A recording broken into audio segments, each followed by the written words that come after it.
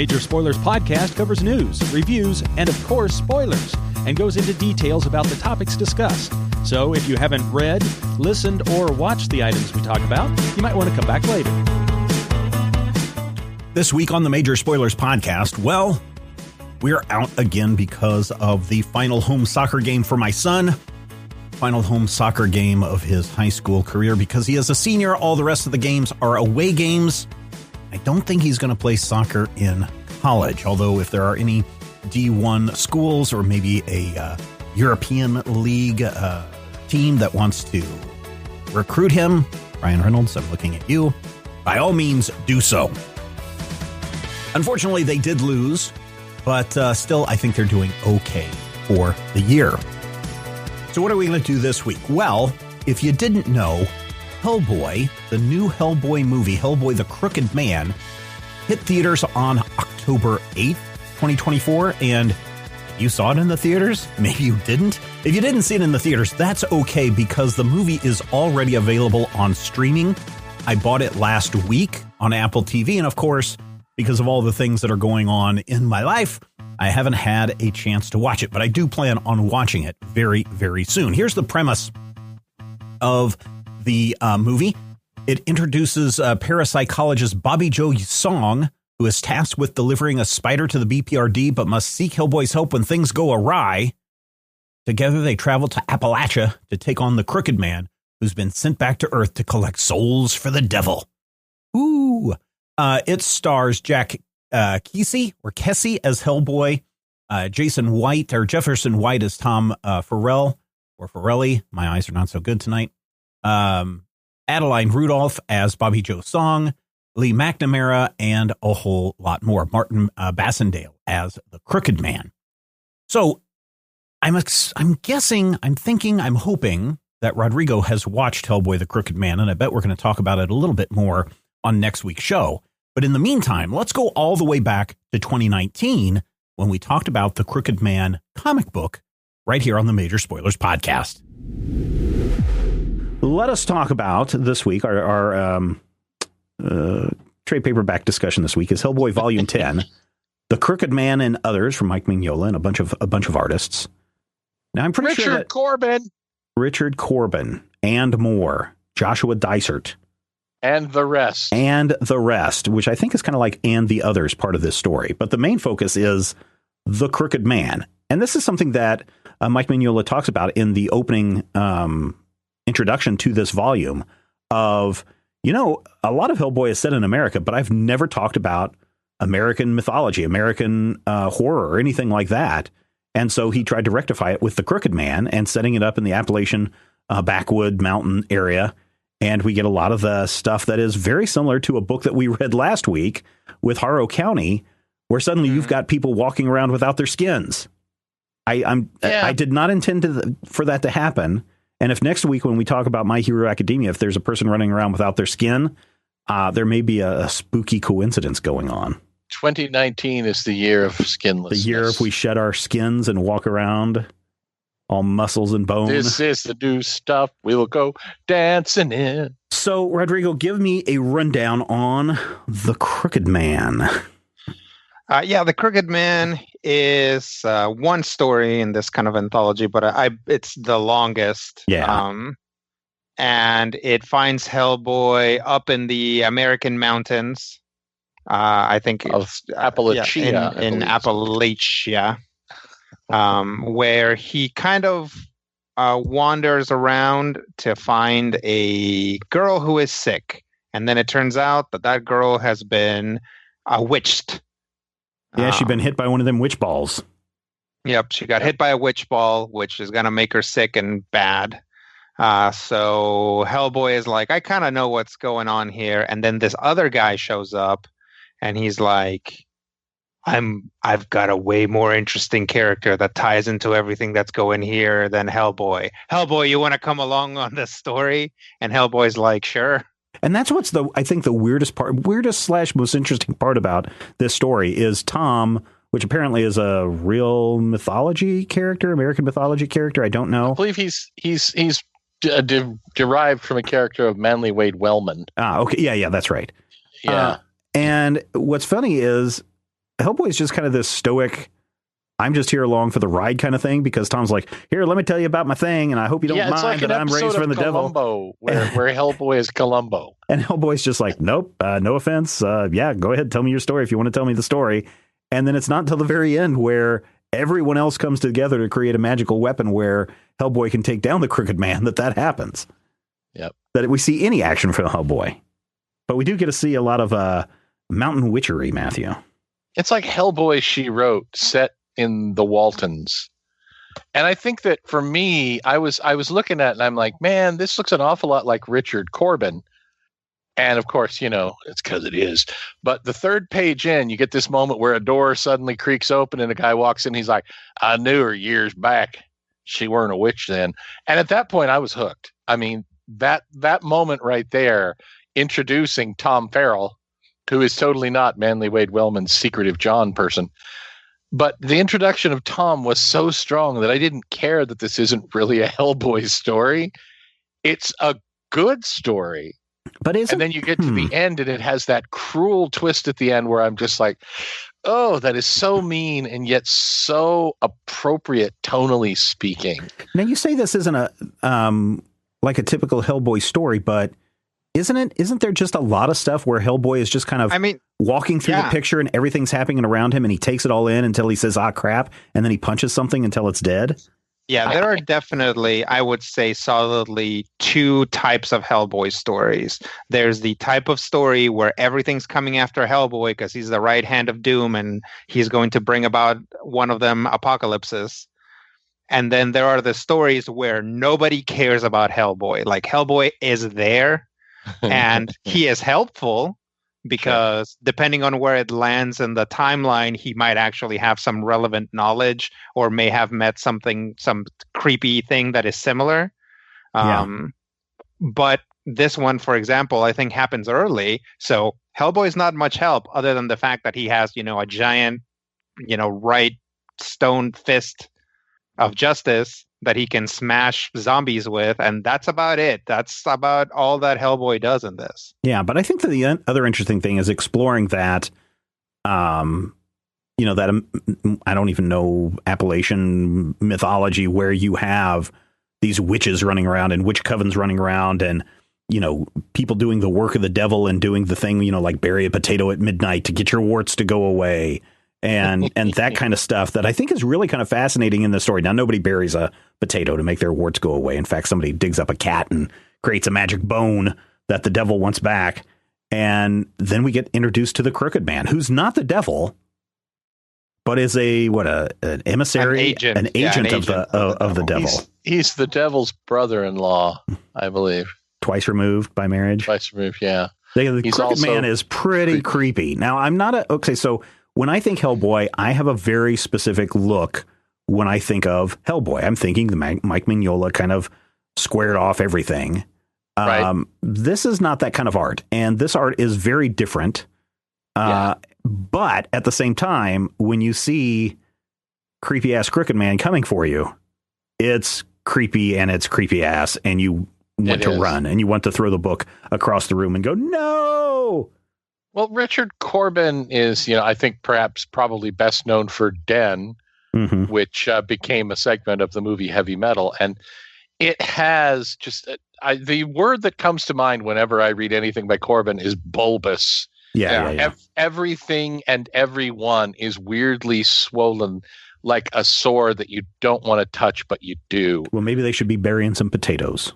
Right, but even the normal people look like they're weirdly diseased. So the fact that the Crooked Man is so twisted and horrifying, he kind of looks like, I don't know, man, like an upper primate with the mumps. Right, but he's also crooked because they hung him because he was this greedy person in league with the devil, and they hung him, and he got a crooked neck, and he has a crooked walk, and a crooked wife, and a crooked little house, and. But the really weird part about it is in between these creepy, terrible creatures, Corbin gives us a very square-jawed Mignola Hellboy. Yeah, which is really weird, right? It's like, stay on model for Hellboy, but everything else, go for it. Yeah, and there are actually a couple of characters in here who are supposed to be beautiful, There's actually an old man who gets youthified and gets his vitality back, and he's a very handsome man. The Reverend? And then, of course, then the Haints come out trying to eat him, and they're, very pretty. And I'm just like, oh, man. He can do such beautiful characters. And then we see these horrifying things coming at you, and I'm just like, damn it, Richard. I remember reading The Crooked Man when it first came out. I forgot that was the name of the issues when it came out. Now I forgot what I was going to say, but I don't know. The art is very different, and it's going to take a few minutes to get used to if you are someone who's a big fan of Hellboy. It's beautiful art, though. It's really, really well. And this is the thing. If you read a Gil Kane book from 1977 on, you're getting Gil Kane art. Right. And that's kind of what you're getting here. It's like Kirby in the 80s. You're getting Jack Kirby art. This is Richard Corbin art. And I do love the fact that he keeps Hellboy perfectly on model to the point where he looks like those John Buscema redrew Jack Kirby heads in those issues of Jimmy Olsen. Mm-hmm. But it's really neat, and it kind of emphasizes the fact that Hellboy isn't driving this plot. He's just kind of hanging out until something needs punching, and a witch needs a sign painted on her side. Yeah, does anybody know where the artist is from, where he hails from? Richard Corbin? Yeah. I can look. I want to say he's from the United States. Oh, okay. I was just curious because a lot of the witches, when they finally come out of the woods and they have these big swollen heads, they remind me a lot about the drawings of the trolls from Scandinavian mythology. Mm-hmm. And if you look in some of the art from that, they're also kind of that same way where they kind of have stout bodies, but they have these heads that are like as big as their body that they're carrying around. And that's what I see in this. So I didn't know if there was maybe some influence from that. Anderson, Missouri. All right. So he's just next door. Got his art degree from Kansas City. So, I mean, that upper European kind of, Swedish and Uranian, the kind of thing you got there, that makes perfect sense for that part of the world. Yeah. Hellboy dispatches the Crooked Man, and then Tom dispatches the evil little devil thing that has everyone's souls. What the whatever it is, the thing that I'm just looking at it, the cosmic horror. I do not want to process what that is. I mean, there are some really terrifying moments in this, Rodrigo, right? I mean, they are going through the mining area, and they're attacked by these things that are like, they look like alien creatures, right? That are swarming all over Hellboy and whatnot. Ugh. There's really some terrifying moments. Yeah, there's and this place, it's really like Mignola was like, I haven't done anything set in Appalachia, so I'm just going to cram it in here, because there are like 2 or 3 different types of witches. There's like kind of like your old Scratch character. Mm-hmm. There are like the curses and the kind of like a couple other things. So it's like, this is like, you can't walk out the door without tripping over some weird supernatural beastie in this. Yeah. And it's one of those things that sometimes makes me think is like, in the world of Hellboy, like, is this stuff just this common all the time, or is it because Hellboy always finds himself at the big Nexus type places of these things? Sometimes it's hard I like to tell. think that the world is just full to the brimming with cosmic horror, and each area and each region has their own specific cosmic horror. So this is like, your Southern Baptist cosmic horror. And if you were to go to Mexico City, you might get this wild and crazy, I don't know, Toltec inspired cosmic horror. Well, and things will still be trying to eat you, but they'll look really cool. And that kind of does play out in the other 2 tales in here. They Who Go Down to the Sea in Ships, which is kind of a Them Abe What Sapien. Goes Down to the Sea. Yeah. Is kind of an Abe Sapien story told during, like pirate era. And then there's also the Moloch featuring story. Blackbeard's head. Yeah. I believe that's pronounced Moloch, by the way. Moloch, the vampire, right? That's what a Moloch is, or a ghoul of some kind. No, Moloch is a specific. So Moloch I think in actual mythology is kind of like a monster god and might have been kind of the victim of like a similar thing that happened kind of to witches, right? Where like Christianity rolls in and they're like, well, now all of these beliefs are bad and you're in league with the devil. And it's like, what? Right. So, Moloch is associated with child sacrifice. Yeah. Okay. So, but so going back to, and we don't have to go into those other books. I mean, they're all good. They're just one-shot little stories because we're really talking about the Crooked Man. But Crooked Man, as you're talking about this whole world of, everybody just accepts that all this stuff is going on, I think is true because when Tom meets Hellboy, he's like, I seen a picture of you in Time Magazine, 1948. And, and everybody's just like, yeah, okay, that's right. That's the way it is. And no one seems to be... There's even an editor's note that says, that's true. Hellboy was in issue 244. And it's not even, I mean, it even goes further than that as the series progresses, with the Plague of Frogs and the...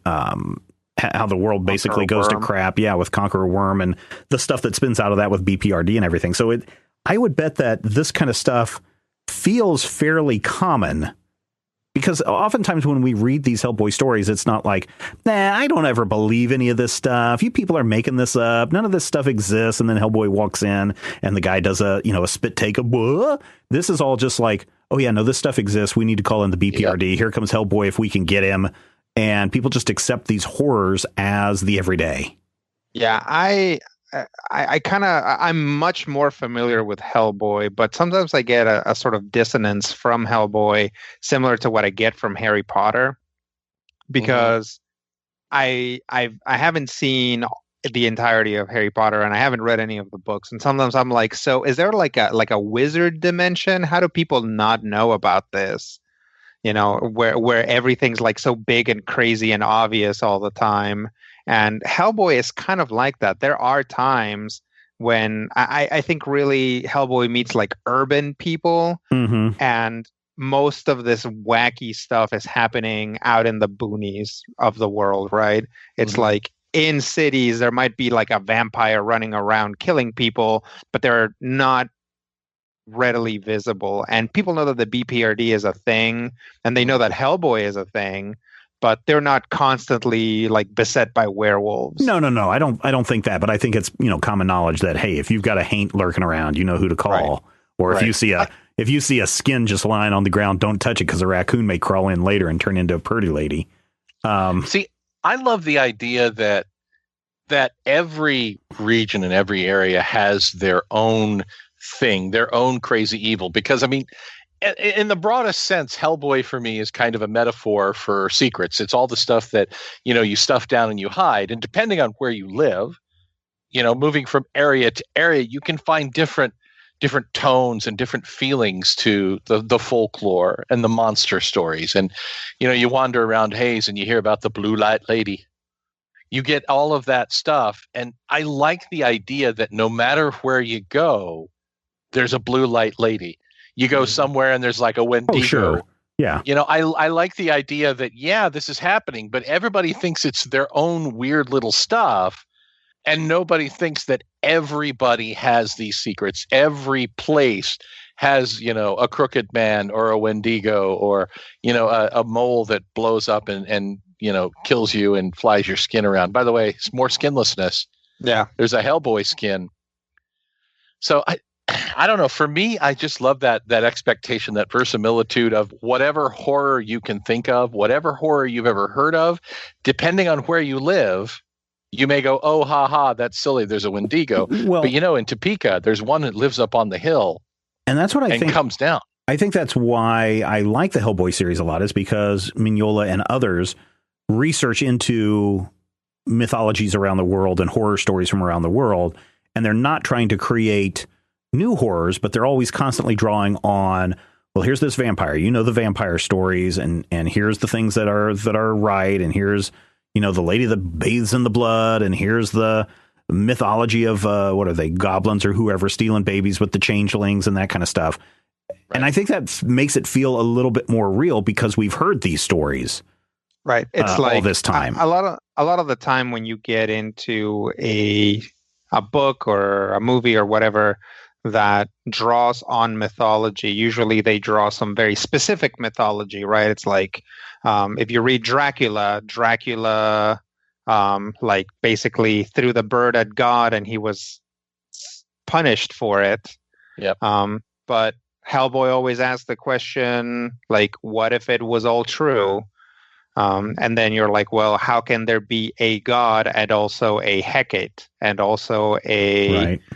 like, how can there be a Judeo-Christian God and also the Greek gods and also the Sumerian gods? And it's like Hellboy eventually does kind of explain it, but most of the time it doesn't matter because it's all happening sort of at a smaller level.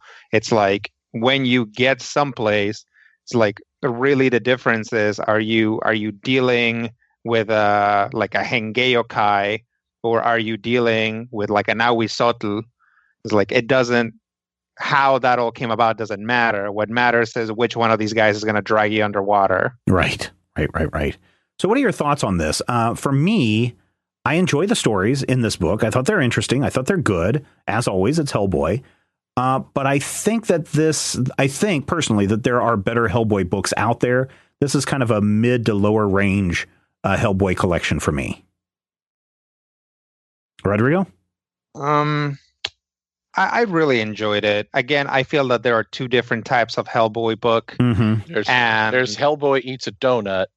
Yeah. And that's Steven Universe. I'm right, sorry. Right. And it is kind of like pancakes. that. And it can be like the difference between them can be jarring because some of them are so, it's like the books that are about Hellboy are so continuity heavy also.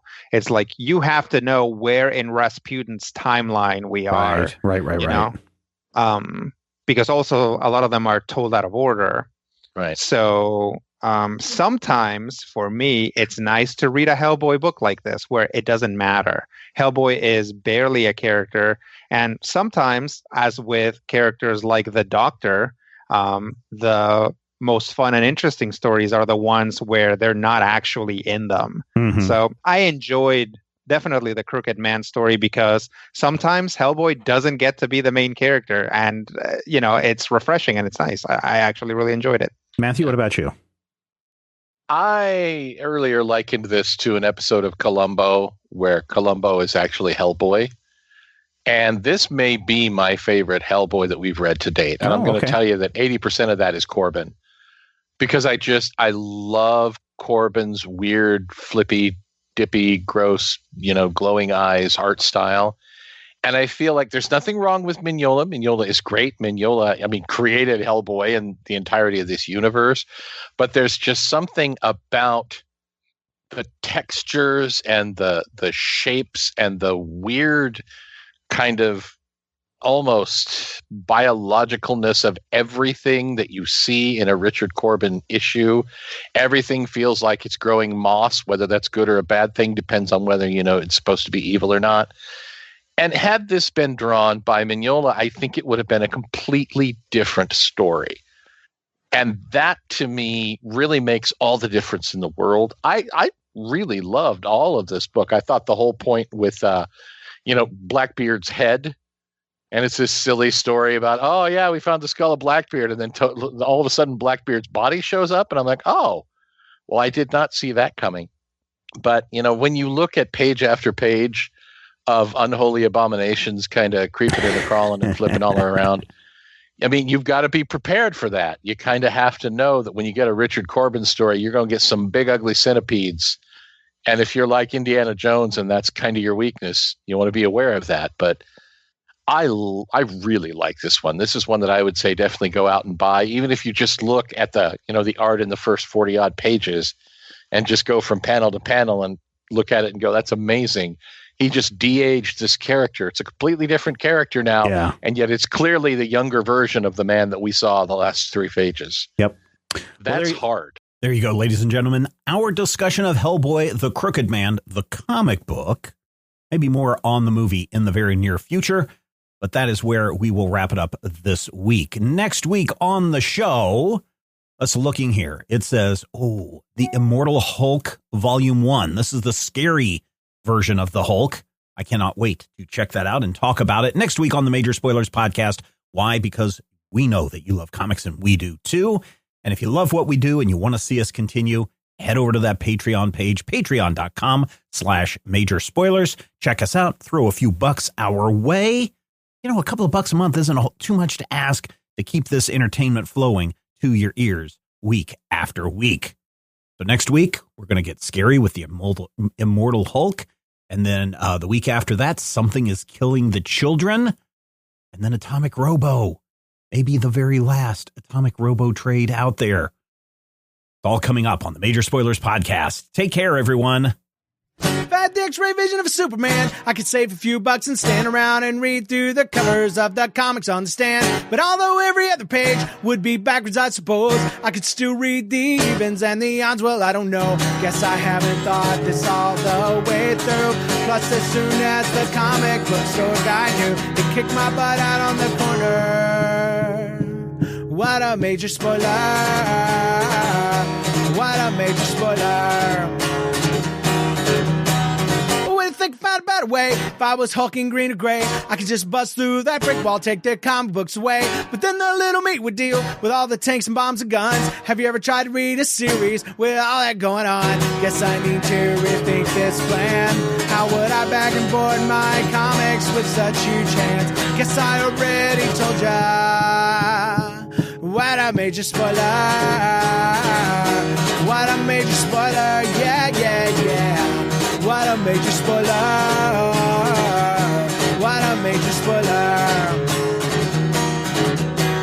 If I'm stark raving rich like a man of iron, I might not be surprised to find that I might actually have the hard cold to follow an entire storyline. But would I really even need to read up on all those escapades? I mean, who needs such distractions when your sister's such a babe? But the downside is such a beast. Being shot up in a fun, being the Middle East with a King Santo and soldier. What a major spoiler. What a major spoiler. Yeah, yeah, yeah. What a major spoiler. Whoa, whoa, whoa, whoa. What a major spoiler. This podcast is copyright 2024 by Major Spoilers Entertainment, LLC.